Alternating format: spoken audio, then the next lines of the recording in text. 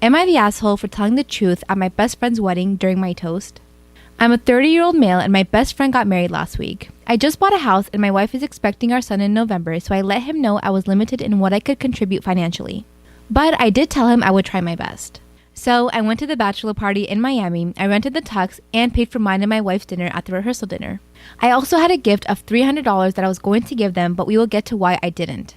His fiancée at the time would text me multiple times a day with updates. Fine. I didn't always respond, and it got to the point where if I didn't respond at least once a day, I'd get a call from my buddy. She texted me for the following reasons. 1. My wife was not allowed to talk about our pregnancy at all. She didn't want anyone to focus on that more than her, the bride. 2. She was not going to order any special food for my wife.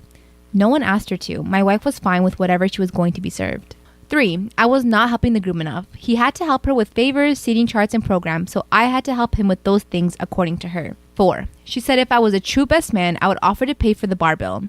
I don't even know what that means. 5. She had to read and improve my speech before the rehearsal dinner and wanted to be included as much as my buddy. She told me to make things up if I had to. I was not allowed to include anyone but the two of them, and no inside jokes or stories about my buddy that didn't include her. 6. Her last text said to tell my wife to keep it together and not make a pregnancy scene during the wedding. Also, she wanted her to choose a dress that downplayed her pregnancy as much as possible. I was just so aggravated, I spoke to my buddy to see if he could reason with her. He told me to just play ball this one time, it's her day, and to cut him a break because he'd be dealing with her nonsense for the rest of his life. The day of, all the bride and my best friend do is scold me, berate me, and bark orders. I head down to the bar for the drink. The bride's mother is there and warns me not to get drunk because I ruined her daughter's day enough. That was the final straw. I didn't give them the card with the cash, and in the speech, I used my friend's exact wording about having to deal with her nonsense for the rest of his life. I wished him the best and told him I'd always be there for him, especially during the divorce. So, am I the asshole? Yeah, you are, but good job. You see, my elementary school was crazy. We used to play this game called booty tag. Booty tag consisted of grabbing booty. There was none of that tag, you're it. The goal was to keep your booty safe and not get caught. Contrary to popular belief, this game was for the girls. You see, in elementary school, all the boys thought that girls had cooties. So if you were a boy and you got tagged by a girl on the booty, nobody was gonna mess with you because you have cooties. So the whole playground was just girls going crazy, grabbing booty. I remember one time this kid named MJ fell on the ground and they just started kicking his booty. He couldn't walk for the rest of the day. Since I was really fat, I couldn't run away when they were trying to tag me. So I ended up becoming really good friends with this girl named Sierra. She was my only friend because I had cooties since I got tagged. Now me and Sierra became really close. Like we was 8 or 9 years old sharing trauma stories. One day she asked me, yo, do you want to see something? My future mother-in-law is the absolute worst person I've ever met in my life. I'm 30 years old and my boyfriend is 31 and we've been together for 8 months. He's the sweetest and most caring man I've ever met in my life, but the biggest surprise is when I met his mother. I'm a natural redhead, so when we sat down for dinner, she asked me if my parents had the same color hair. And then she proceeds to ask me, does the carpet match the drapes? I looked over to my boyfriend who seemed equally as shocked, but he didn't say anything.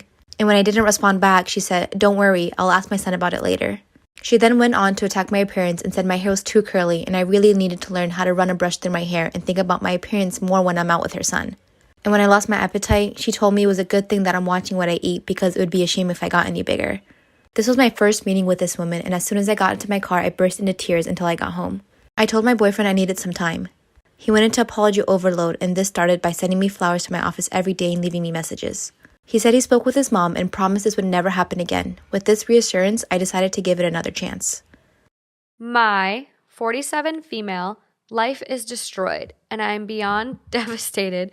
My husband, 34 male, is having an affair with my son. A few months ago, I noticed a change in my husband. He stopped having sex, which was very odd for us. He also was more distant with affection and very secretive with his phone. And when I checked it, he had changed his passcode. So I checked his laptop and the same thing, change in password. We had always shared all that information, even when we changed it, so it didn't feel right. I started to feel like he was having an affair, and a coworker agreed that his actions seemed odd. She suggested I hide a camera at home, especially as I travel for work. After a lot of internal debate, I decided to do as she said and bought a camera that I could watch through my phone as I prepared for a short business trip. I hid it in our living room at an angle that covered most of the room, but mainly aimed at the top of the door so I could see if anyone picked him up or came in with him. When I checked it a few hours ago, I was horrified and devastated to see my husband kissing my son.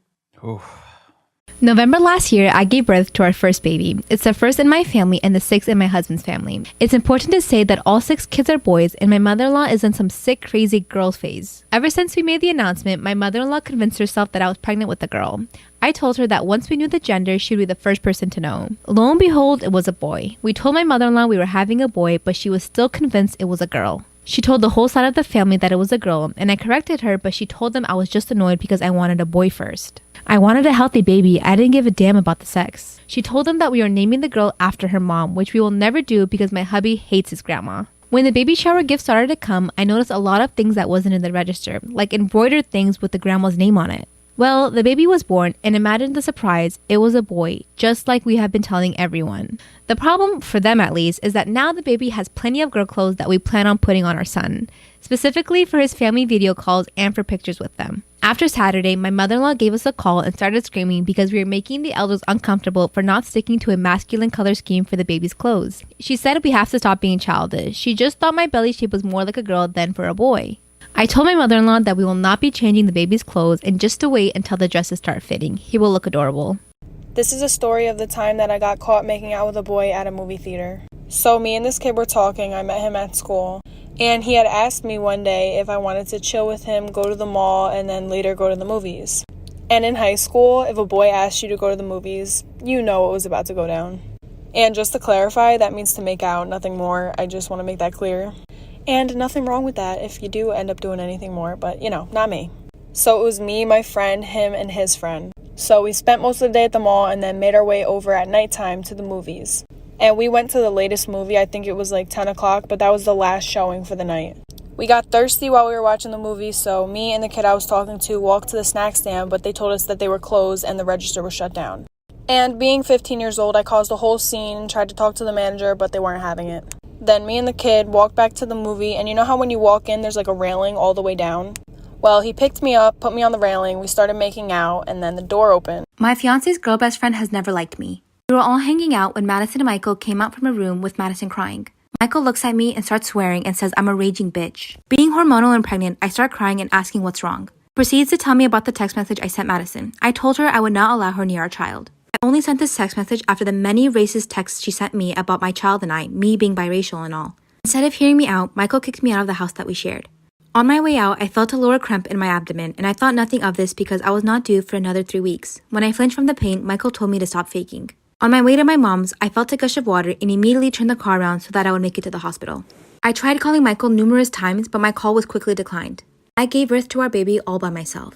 I decided to do something and post all the hurtful messages Madison sent me on Facebook. Michael calls me and I inform him about my whereabouts and he shows up 42 minutes later. He has tried to apologize multiple times, but I don't think I can forgive him. I went through the pain of pushing out an 8-pound baby all by myself because he chose to listen to his best friend over his fiancé. Should I forgive him? Story time of how my stepmom got so jealous of me and my dad's bond that she plotted to kill me. So I never really liked my stepmom in the first place because she was a little controlling over my dad. And I just knew that she hated me and I really hated her too. But my dad was in love and he seemed happy, so I didn't really say anything. And my dad would always take me to lunch on Saturdays and Sundays. And we'd have like a dad-daughter bonding day, I guess. And me and my dad were just super close. And every single weekend, me going to lunch with him would start an argument between them two because she said I was taking time away from them two. My dad really never chose sides, but I never really got involved in the relationship as much as I hated her because I just loved seeing my dad happy. Also, at this time, I was 15. And what I'm about to say next might sound just a little crazy and unbelievable, but I'm not sure who she was on the phone with. But while on the phone with somebody, she was talking about getting rid of me. Mind you, my mom had passed away when I was younger, and I really had no other family to go to. Now, this is where the story takes a turn for the worse and she tries to get rid of me. I'm running out of time, for the crazy part too. Story time of how... Am I the asshole for having my wedding ceremony in sign language? I'm 24 female, deaf, and growing up, my parents got me bilateral cochlear implants and forced me into mainstream school. Never taught me sign language and never immersed me into my culture as a deaf person. They were actually pretty against me using ASL at all. Well, I took ASL in high school against my parents' wishes and then got into a deaf university. Although I couldn't sign fluently when I started, I finally felt accepted and understood. The deaf community was nothing but welcoming. I became fluent in ASL, and after a few months, I stopped wearing my processors completely as there was no need for them anymore. I honestly didn't realize how alone I had felt until I didn't feel that way anymore. I met my fiance at college. He is from a very large family of deaf people, and everyone is fluent in sign. We've been together 4 years now. He proposed last May. We've been planning the wedding and have decided to have it fully in ASL. My extended family of hearing people is very small. We decided to get an interpreter for the hearing people, though, so they'd know what was going on. Our wedding is in August, so we just sent the invites. The invite mentions that it will be in ASL, but we'll have an interpreter for those who are, quote, signing impaired, which is kind of just a joke. But my mom started texting me and tried to convince me that it should be in English and have an ASL interpreter. I feel like it's our wedding, so we should have it in our first language. And my mom thinks that we are in America, so English should be the first language. And anyone who doesn't choose to get cured, aka get an implant, should get an interpreter. She also said it was disrespectful to say signing impaired. I don't think she realizes the irony, as she always refers to me as hearing impaired. My mom also says that the deaf people should be used to having interpreters, whereas she's never had one before. Am I the asshole here? Hell no.